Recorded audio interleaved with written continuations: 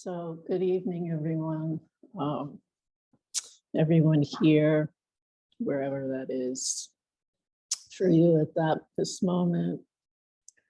God, it feels really good to have done that.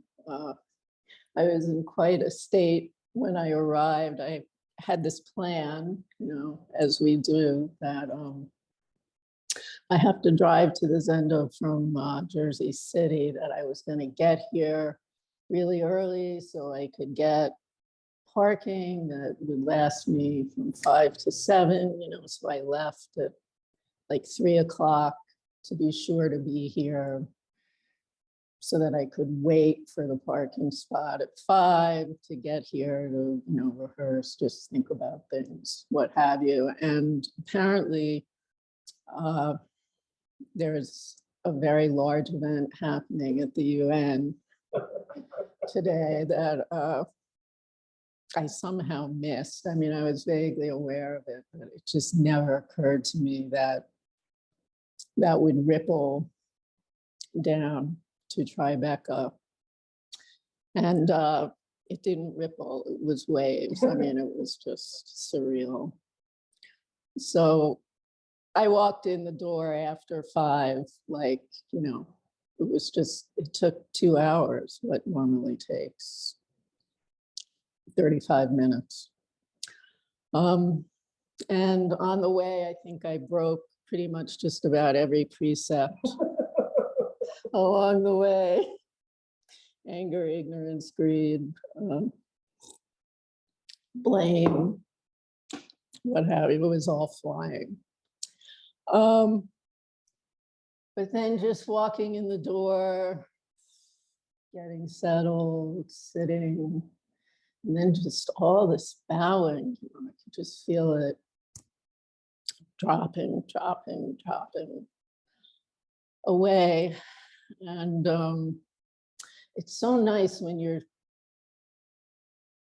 sitting there and you're looking up at the altar. I just got a chance to appreciate the flowers in a way that I often don't get to because I'm not just looking straight at them. And the flowers tonight, it's like a very raucous arrangement. There's a lot of energy in those flowers. And that's good for Fusatsu. Keeps it real and not. It is a somber matter, but it's not funereal. Life is the intention of it all. So there was a lot of bowing and a lot of chanting, and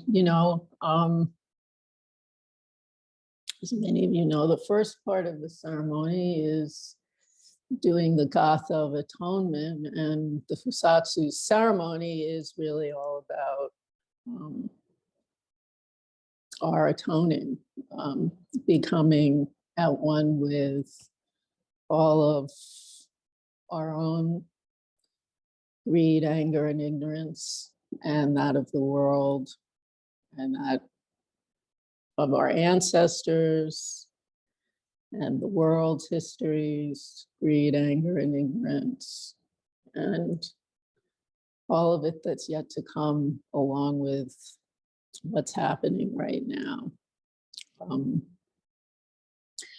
And as we all know, the greed, anger, and ignorance is just flying around wildly these days. In some ways, I suspect, that's always been true, but of course, right now, it's at that very heightened peak. And there's so much to be angry about and to be looking to call people into account for and to make judgments and discernments about. But, really, I think Fusatsu is really our opportunity, instead of taking all of that and focusing it out on the world, to really look at our own peace in all of it. and to look at ourselves, you know, as it relates to the world and to ourselves and to those close to us, and how that all spirals out. That it's really, it's a reminder that it really is not separate. And in tending to ourselves and our own capacity to do harm, we really are taking care of the world in ways that we don't even realize. So after acknowledging, you know, at least ceremonially, our greed, anger, and ignorance, you know, we then chant all the names of those energies of Buddhas of various states of compassionate, enlightening awareness. And we recognize that actually we also have those, and they are here. We go down to the ground, we meet this energy, and we allow it to enter our bodies so that we can meet all the greed, anger, and ignorance within and without.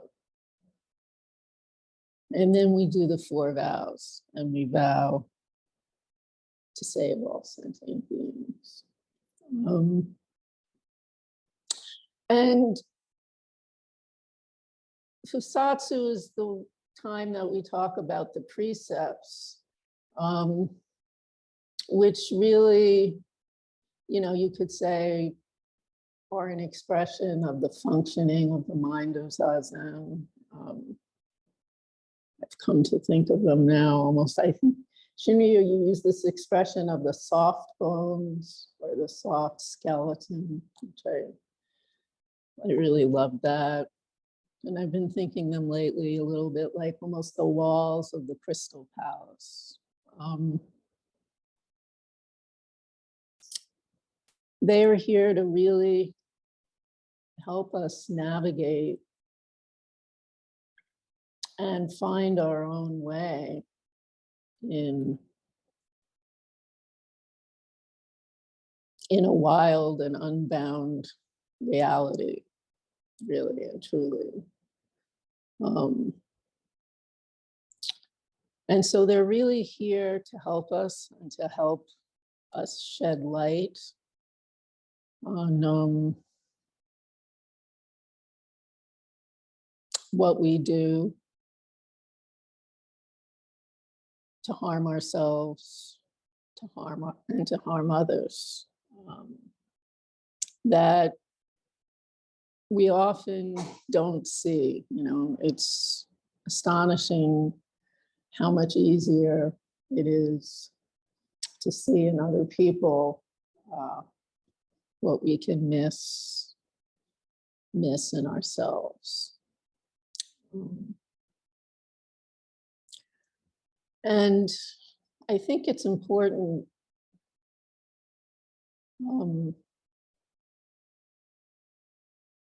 for me, this has been kind of helpful, is to not see this as ways to get rid of parts of myself or aspects of myself, and not to become someone else, but to actually become really acquainted with those parts of myself and to really acknowledge them and make space for them and to perhaps meet them in a different way. So that if I actually look at them and listen to them, I may not have to act them out blindly. So, you know, I've noticed when I do break the precepts, which, you know, is often, it gets more subtle the longer you practice. But, you know, the propensity is, you know, of course, still there. Is to try to see that as an opportunity when I catch it to learn something about myself, to see what's actually going on inside myself, that I am acting or thinking or behaving in such and such a way towards other people. Because a lot of what we're doing here, you know, is about ourselves, but this is really puts the emphasis on how we are with ourselves, so that in relation to other people. And it kind of really begs the question to look at that. So we can be, you know, for me, fear, as any of you who know me, doesn't take very long to know that's a real energy for me, which can cause me to lie, can cause me to blame others, can cause me to get angry and reactive. And I could go on. It probably could affect every single one of the precepts. And usually it's the most destructive to others and to myself when I don't recognize it as such, because, you know, I don't actually want to be scared, and I don't want to see myself as scared. I'd like to think of myself as really strong, and, you know, I'm very admiring of bravery and, you know, nobility. So when I experience fear in myself, it can be very subtle, but I don't at the time often experience it as fear. You know, I might be very tense, or I might just get really withdrawn, or I might get really quiet and feel like I have nothing to say. And it's so subtle that it's not like there's things I want to say that, oh, I'm just not going to say. It's like I will really go to that place of there's nothing to say. You know, it's so deep. But when I'm not feeling scared, usually I pretty much always have something to say. But you know, so where I'm going with this is that I feel like the precepts can help us to maybe look at we may notice, though, that actually, well, I've been really withdrawn, or God, did I really say that to that person? Or am I really thinking that about this person over there? Rather than turning the onus on what's out there, to get interested in, God, why am I thinking this? And what is going on inside of myself that I am going down this train of thought, even if I'm not acting it out, energetically and emotionally, like what is going on here? And, you know, this is where the mind of zazen, going to that place of not knowing really, and just opening and simply being present to maybe energetically what's happening in the body, or the frequency of what's happening in my mind. Does it feel very tight? Does it feel open? or maybe it's sadness, to use what's happening in my relations and how I'm viewing what's happening outside in a way as another mirror, to see inside myself. And the point of this is not to blame ourselves, but to actually make space, because usually when we actually see it, and perhaps see the sadness that's underneath it, or see the fear that's underneath it, or the disappointment, or the feelings of not being enough, whatever it is, rather than viewing it with that energy of, I shouldn't be feeling it.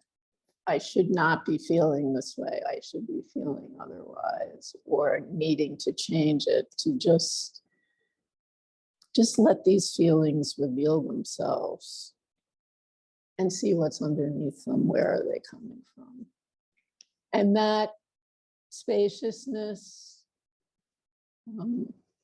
like all energies, when you give them the room to unwind, if you will, they do unwind. And then there's a clarity as the waters become more still. And you can go someplace new, inside yourself, even with and especially with the same old stuff, because it is the same old stuff. But we do change, and every time we meet it, we can meet it things a little differently. And as we do that, they shift, and we shift, and they shift, and the world shifts, and everything's shifting. Just like when you're staring up at that Buddha next to those flowers, sitting very still, everything is moving. When you actually really just look at this Buddha, everything is moving. So I thought I would just leave you with a poem. I have no idea what time it is, but this is very short, that I love, by this very old, well, she wasn't, well, she did live to be quite old, but this woman who became a potter in Japan back in the 1500s, which was, as far as I know, not typical. And her name was Rengetsu, and she made beautifully wonderful pots. And she wrote this poem called Oni, which is, I've mentioned this before, but Oni are ferocious goblins, or are demons, really, if you will. And she says, "Do not resist, Ms. Oni. Open the lotus inside and overthrow all the demons in your heart." So I would say not overthrow them, but just maybe make room for them.